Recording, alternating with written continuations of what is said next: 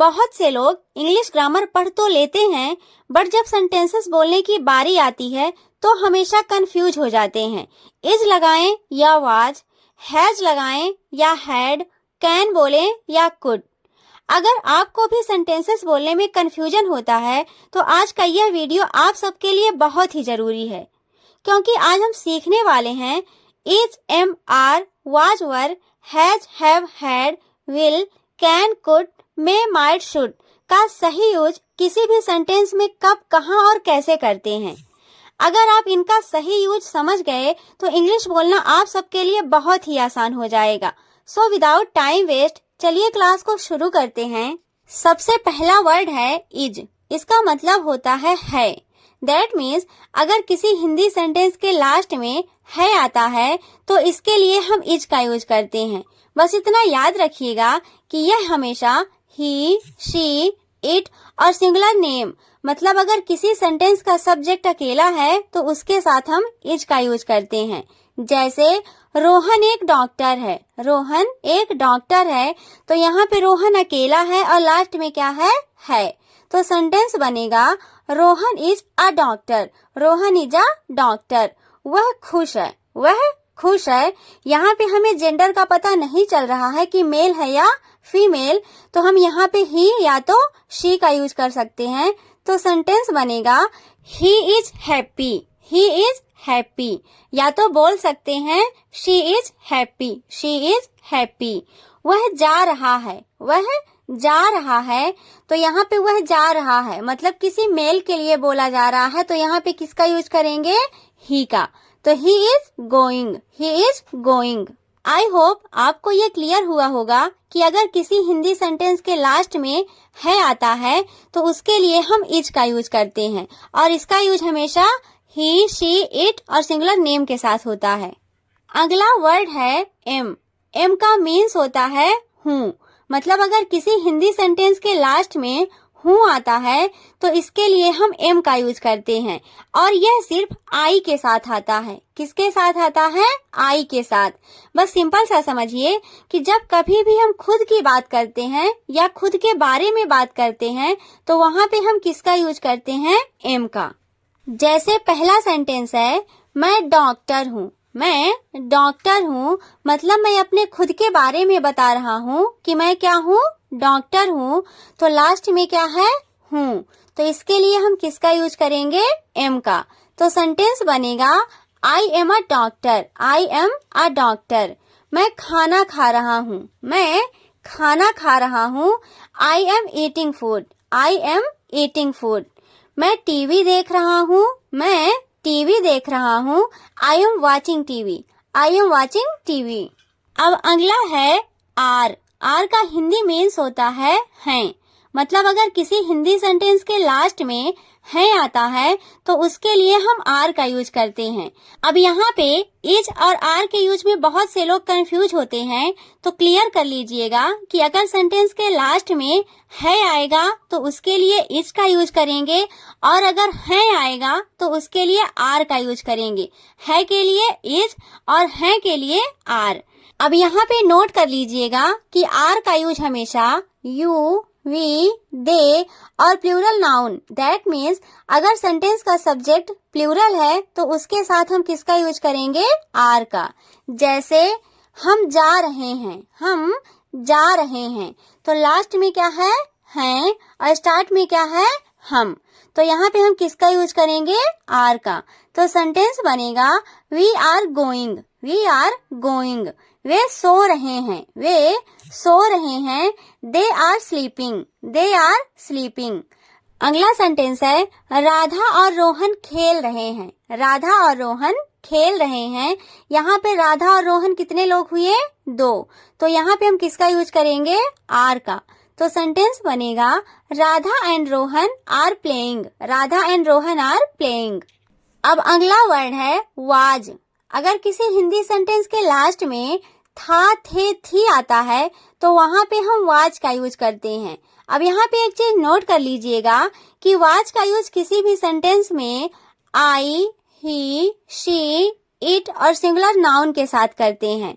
जैसे पहला सेंटेंस है वह एक लेखक था, वह एक लेखक था। तो लास्ट में क्या है? था। तो था के लिए किसका यूज करेंगे? वाज का। तो सेंटेंस बनेगा he was a writer, he was a writer. मैं निराश था, मैं निराश था। I was sad, I was sad. वह एक गायिका थी, वह एक गायिका थी। तो लास्ट में क्या है? थी। तो इसके लिए किसका यूज करेंगे? वाज का। तो सेंटेंस बनेगा she was a singer, she was a singer. अब अगला है वर।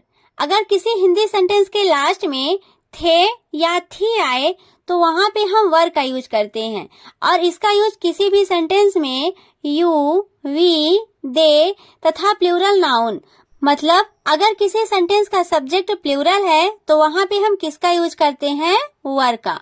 जैसे पहला सेंटेंस है हम जा रहे थे, हम जा रहे थे। तो लास्ट में क्या है? थे। तो सेंटेंस बनेगा we were going, we were going. अगला सेंटेंस है वे खेल रहे थे, वे खेल रहे थे। They were playing, they were playing. दुकानें खुली थी, दुकानें खुली थी। The shops were open, the shops were open. अब अगला है has and have. Has have का मीन्स होता है पास है, मतलब अगर प्रेजेंट में कोई चीज हमारे पास है तो उसके लिए हम हैज और हैव का यूज करते हैं। अब यहाँ पे नोट करिएगा कि किसी भी सेंटेंस में ही, शी, इट और सिंगुलर नाउन के साथ हैज का यूज करते हैं, और आई, वी, यू, दे तथा प्लूरल नाउन के साथ हैव का यूज करते हैं। अब चलिए इनके कुछ एग्जाम्पल्स देखते हैं। जैसे पहला सेंटेंस है उसके पास एक कार है, उसके पास एक कार है। सेंटेंस से ये पता चल रहा है कि प्रेजेंट में उसके पास एक कार है, तो यह सेंटेंस होगा he has a car, he has a car. उसके पास एक बड़ा घर है, उसके पास एक बड़ा घर है। He has a big house, he has a big house.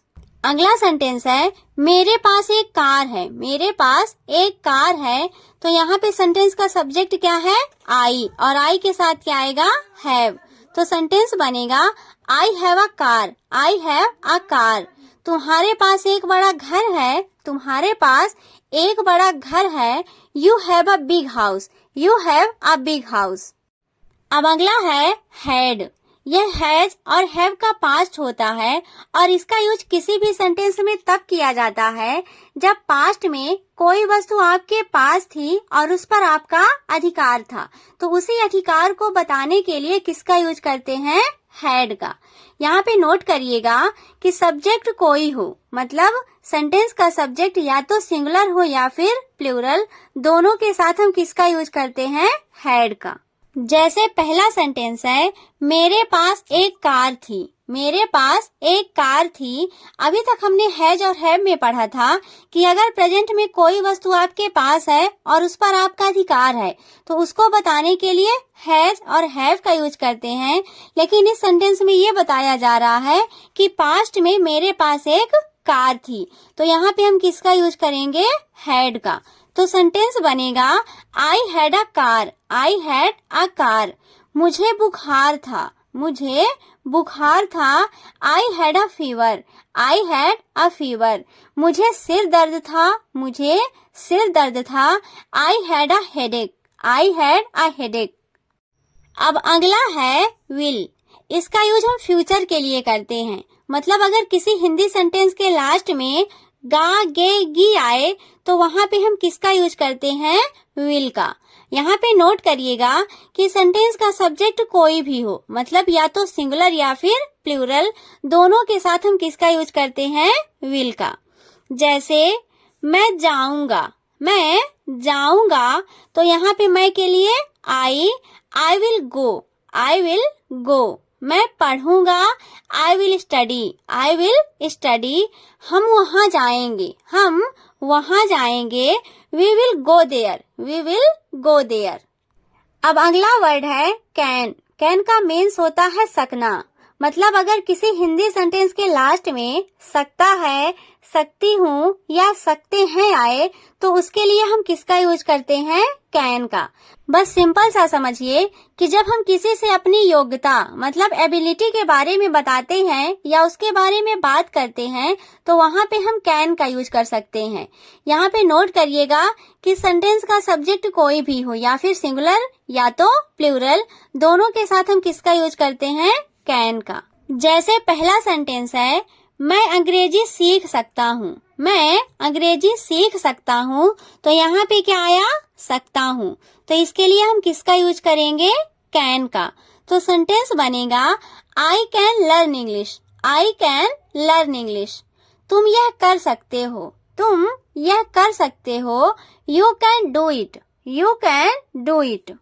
अगला सेंटेंस है, क्या तुम यह कर सकते हो? क्या तुम यह कर सकते हो? मतलब हम सामने वाले से उसकी एबिलिटी के बारे में पूछ रहे हैं कि क्या तुम इसे कर सकते हो?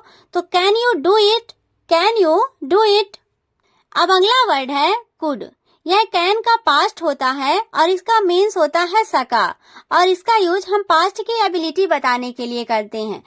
मतलब जब हमें प्रेजेंट की एबिलिटी बताना हो तो उसके लिए कैन और अगर पास्ट की एबिलिटी बताना हो तो उसके लिए कुड का यूज करते हैं।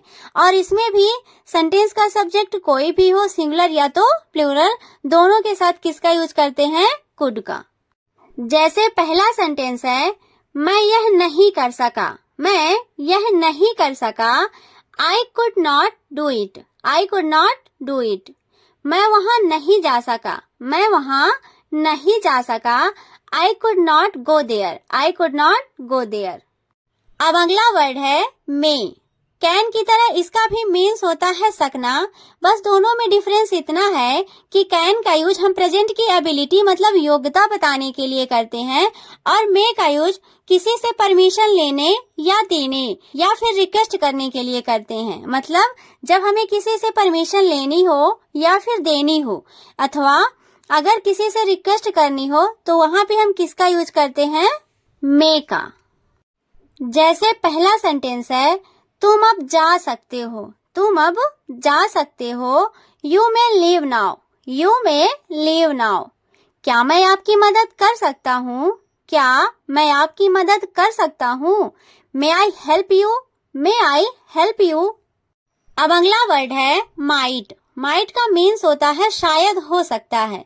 मतलब जब कभी भी हमें पॉसिबिलिटी या संभावना दिखानी हो तो वहाँ पे हम किसका यूज करते हैं? माइट का। जैसे वह शायद जा सकती है। वह शायद जा सकती है। She might go. She might go. शायद वह पार्टी में आए। शायद वह पार्टी में आए। He might come to the party. He might come to the party. अब लास्ट है शुड। शुड का मीन्स होता है चाहिए और इसका यूज हम किसी भी सेंटेंस में तब करते हैं जब हम किसी को कोई एडवाइस देते हैं या फिर किसी से एडवाइस लेते हैं। मतलब सिंपल सा है कि जब हम किसी को कोई सजेशन देते हैं या फिर किसी से सजेशन लेते हैं तो उसके लिए हम किसका यूज करते हैं? शुड का। और इसका यूज किसी भी सेंटेंस में सभी सब्जेक्ट दैट मीन्स सिंगुलर और प्लूरल दोनों के साथ करते हैं। जैसे पहला सेंटेंस है, तुम्हें वहां जाना चाहिए। तुम्हें वहां जाना चाहिए। You should go there. You should go there. तुम्हें पानी पीना चाहिए। तुम्हें पानी पीना चाहिए। You should drink water. You should drink water. तुम्हें अंग्रेजी सीखनी चाहिए। तुम्हें अंग्रेजी सीखनी चाहिए। You should learn English. You should learn English. मैं बीमार था। वह शायद आ सकती है। तुम्हें अंग्रेजी बोलना चाहिए। तुम अंग्रेजी बोल सकते हो। इन्हें इंग्लिश में कैसे बोलेंगे प्लीज कमेंट में बताएं। So thanks for watching. Please like, share and subscribe. Thank you.